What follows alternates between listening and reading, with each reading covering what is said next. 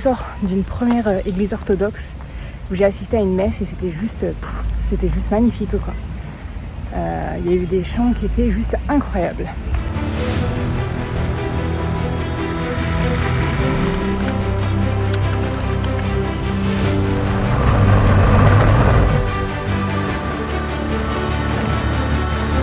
Salut à tous et bienvenue dans ce nouvel épisode. Après une nuit passée à Taroumovka, on est prêt à oublier les péripéties des premiers jours. D'autant que la Russie est un immense pays. Il y a tellement de choses à découvrir. Alors c'est reparti. On va en direction d'Astrakhan. Il fait très très chaud. On doit être à plus de 40 degrés là. Mais malheureusement c'est très désertique ici et il y a beaucoup de vent. Donc c'est un peu compliqué parce que ça pousse beaucoup les motos. Mais pas trop choix.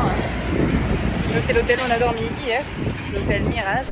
Avant de quitter la région, on repasse voir Larissa, la gérante de la station essence de la veille.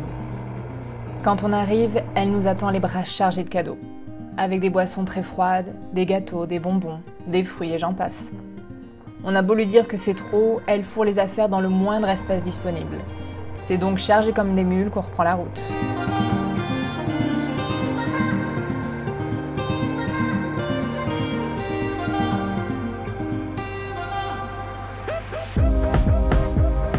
Ce matin, on est parti très tôt, pour rouler le plus possible avant d'atteindre les 48 degrés. Il n'y a pas un arbre à l'horizon, juste des steppes désertiques et du vent chaud de côté. On est sur la route avec Rémi Linda entre Taroumovka et Astrakhan. Et c'est assez fatigant, parce qu'en fait je suis en train de perdre mes gâteaux, c'est désertique, il n'y a pas grand chose, il fait très chaud mais c'est un peu compliqué à rouler là, vivement qu'on arrive. Apparemment, on n'est pas les seuls à souffrir de la chaleur.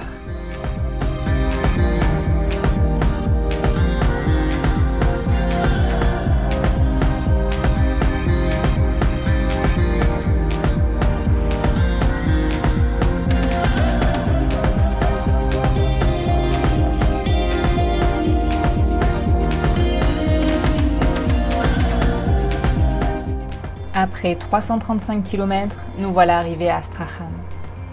Pour se remettre de la chaleur, on profite de la clim au resto et on teste des trucs. Il y a vraiment une crêpe là-dedans, t'es sûre? Ou alors c'est un gâteau de crêpe? C'est pas de la crêpe.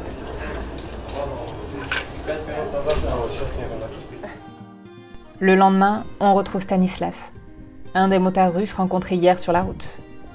Il vit sur Astrakhan et il nous aidera à faire vérifier la moto de Linda par un garagiste. Et en cadeau de bienvenue, il nous offre même du poisson et du caviar blanc d'Astrakhan. Ça, c'est de l'accueil à la russe. Du caviar exceptionnel. Mais du caviar russe. Salam. Et spécial d'Astrakhan. Enfin, Astrakhan, pardon. Il y a pire, non? Et une fois le ventre plein, il est temps de se balader.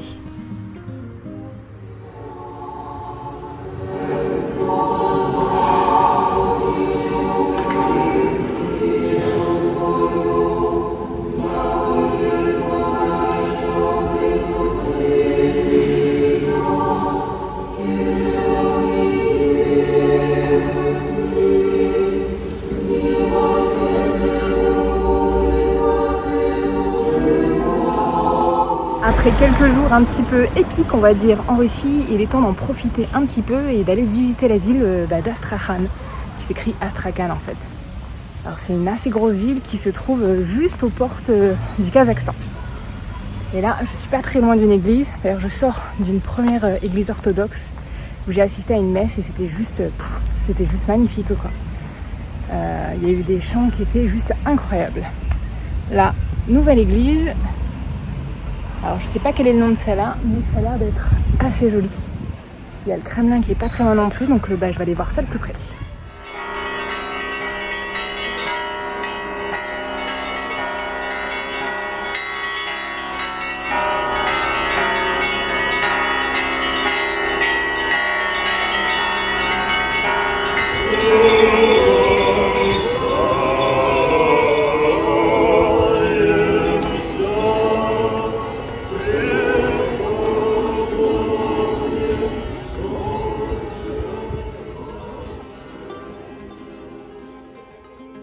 Le Kremlin est en fait l'ancienne citadelle d'Astrakhan.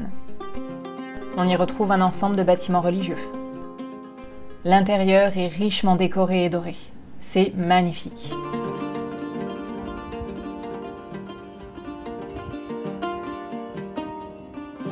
Je viens d'assister à une nouvelle messe, mais cette fois-ci dans l'église du Kremlin qui se trouve juste ici. Voilà. Hop. Alors, j'y connais pas grand-chose en religion, et encore moins en religion orthodoxe, donc je ne saurais dire quel était bien le sens de tout ça. En tout cas, c'était très beau à regarder et à écouter.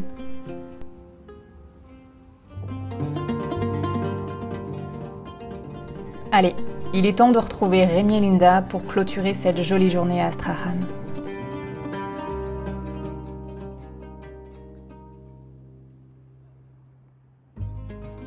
Le lendemain, on reprend la route. Et une fois n'est pas coutume, mais on change nos plans. On décide de continuer en Russie, pour passer au poste frontalier suivant vers le Kazakhstan, et surtout pour éviter la piste en mauvais état, entre Astrakhan et Atirau, ainsi que la chaleur éprouvante et la poussière des camions. Alors qu'on dormait à l'ombre d'un arbre, on nous offrira même une pastèque. Décidément, quelle hospitalité!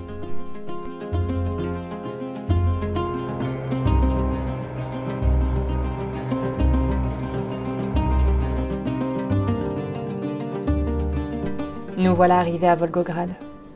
Ça a été une journée assez longue entre Astrakhan et Volgograd. Donc ça représente à peu près 450 km. Alors on s'est levé très tôt ce matin avec Rémi et Linda, donc vers 5h du matin. Et on est parti vers 6h30 et on a roulé quand même une bonne partie de la journée.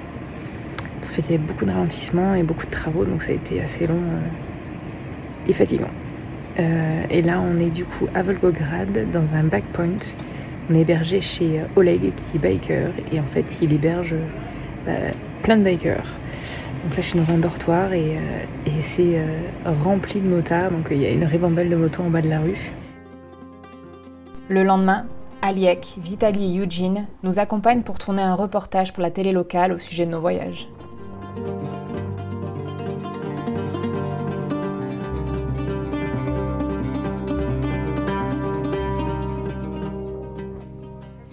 Eugene nous servira même d'interprète. I'm learning Russian since 9 months, but it's really hard. So why not be one day in Russia? Et après les questions-réponses, on tourne les plans de coupe.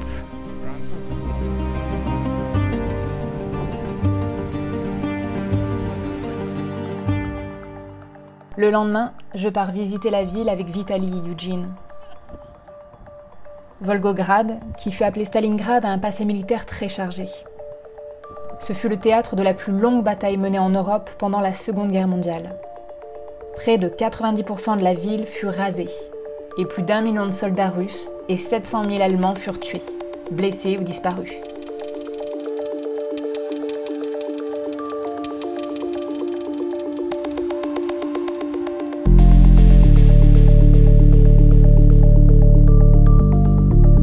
Cette histoire se ressent d'ailleurs à chaque instant de la visite. Il y a vraiment une atmosphère très particulière ici.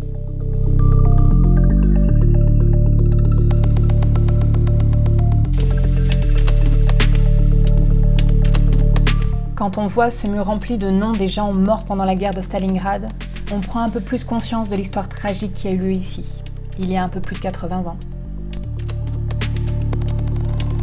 Mais la mère patrie, haute de ses 85 mètres, est là pour garder le pays et défier quiconque oserait s'attaquer à ses enfants. On finit cette journée en mangeant des blinis, c'est-à-dire des crêpes russes.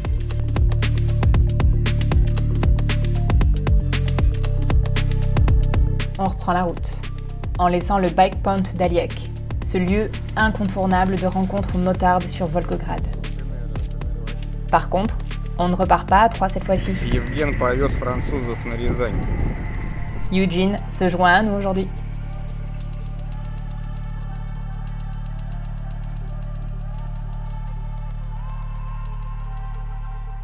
Ici, la moto, c'est plus qu'une passion.